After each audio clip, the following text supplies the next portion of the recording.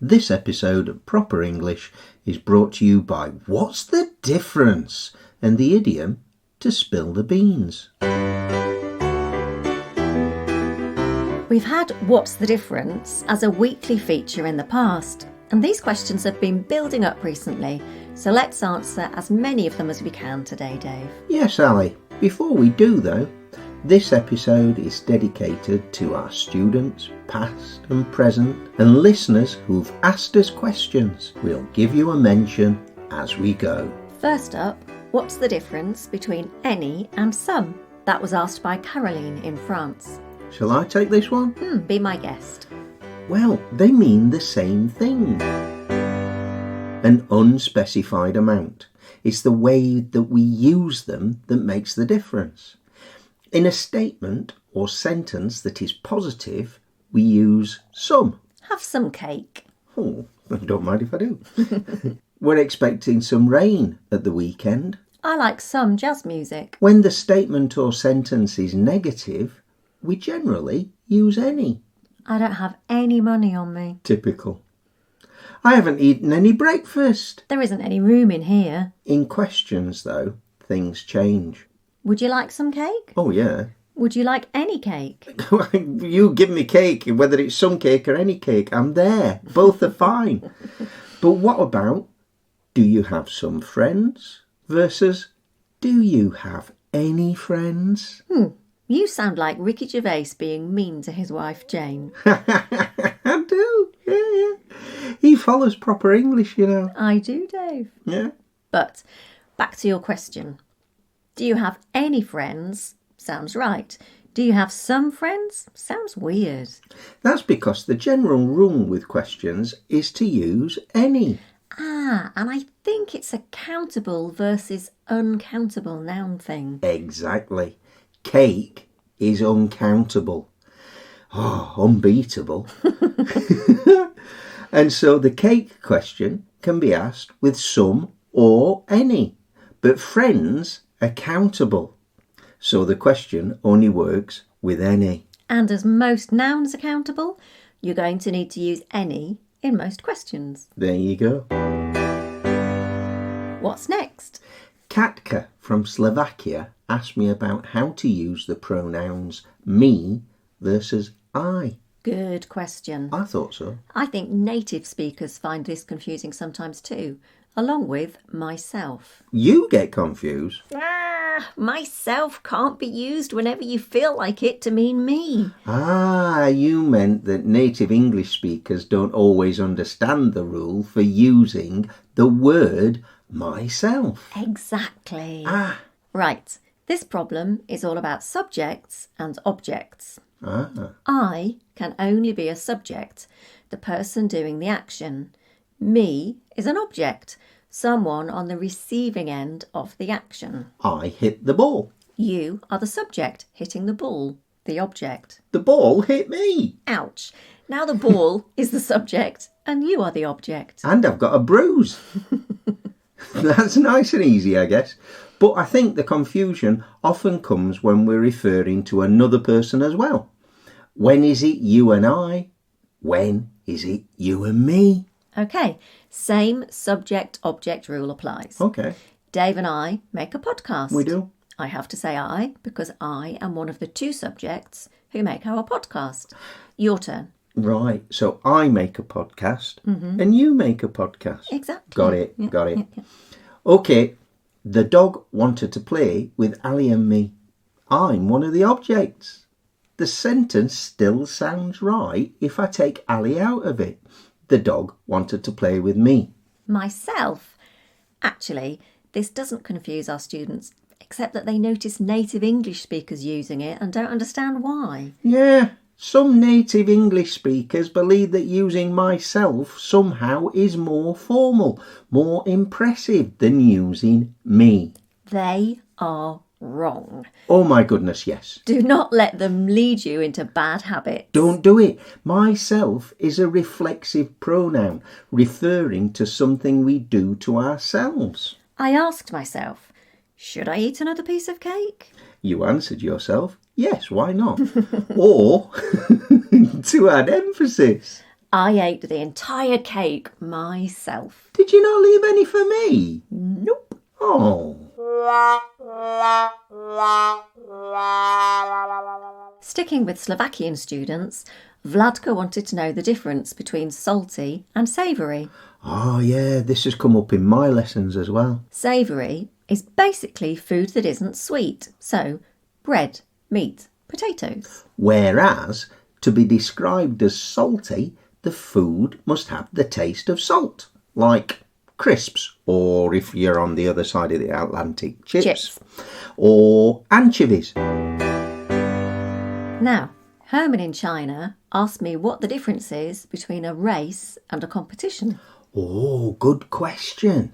A race is a kind of competition. Mm-hmm. A competition is an occasion where people compete in order to win. So, the Eurovision Song Contest? La. The Olympic Games? Yes. Now, within the Olympic Games, there are races. The 100-metre sprint? Yep. Various cycle sprints? Yeah. Swimming relays, for example. But, of course, there are other competitive sports too. Badminton, goodminton, karate and archery. Goodminton? Really? I couldn't resist it. So, in a similar vein, several students, including Wenlin, also in China, have asked us the difference between quick and fast. Now, both of these are adjectives and they're used slightly differently. Quick is related to the amount of time something will take. We've only got time for a quick chat today. Or, can I ask a quick question? Go on then. I haven't got one. OK, whereas fast describes a thing that moves rapidly, a physical action. We are getting the fast train to Lisbon. Who doesn't like fast cars? Depends on who's driving them, I guess. Now, fast is also an adverb. The car was going too fast. But quick has to become quickly to be an adverb. I've spilled my drink. Quickly, bring me a cloth. You can't do fastly. Fastly doesn't work. Doesn't exist. No. Here's another tricky one. Gihad in Egypt was asking me what's the difference between open and turn on. Ah, yes. Sometimes students want to say they opened the tap or they opened the lights, but these are things we turn on in English.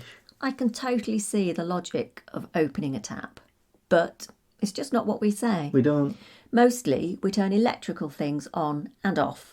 Lights, televisions, computers. But for some reason, taps get turned on and off too. Who knows why? Opening something will probably require more effort, if only slightly. Opening a book, obviously a big book if it requires more effort. Open a door, open the laptop, and then turn it on. If you bothered to turn the laptop off before you closed it, I'm guilty on that count. Yeah, and me. We also open and close the curtains. And now it's time for Idiom of the Week. Idiom of the Week?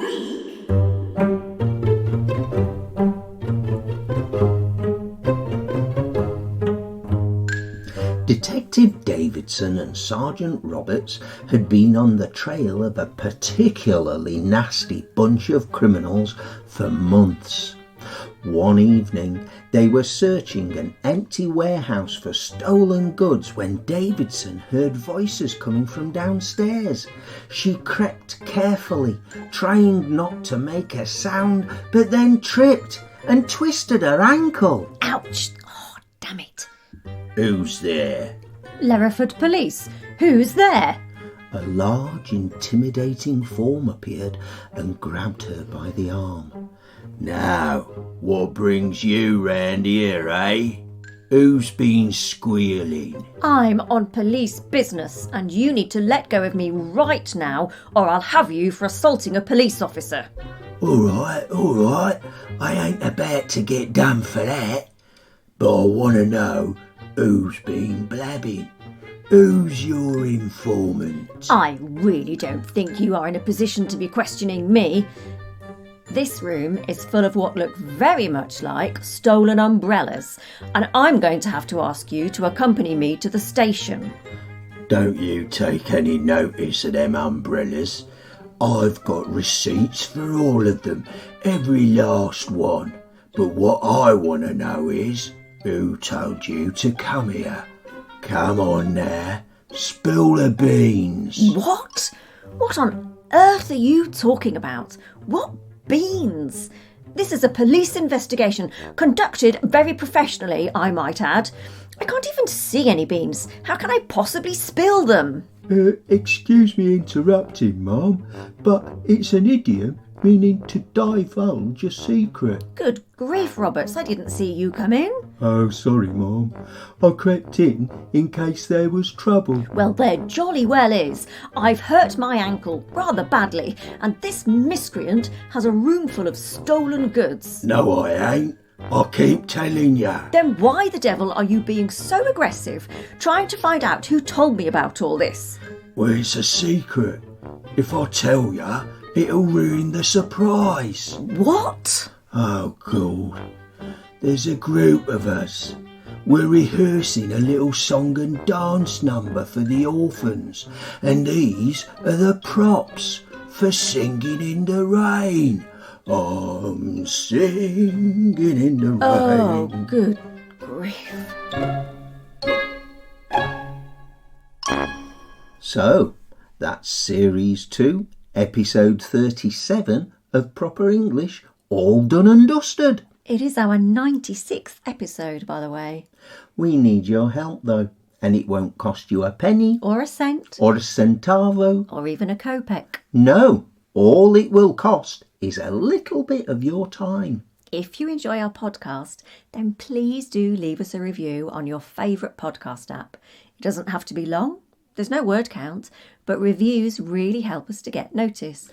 Now, we know that some of you are shy about writing something in English for other people to see. So, if that's the case, then why not send us an email with your review? Our email address is properenglish, or one word, @sapo.pt.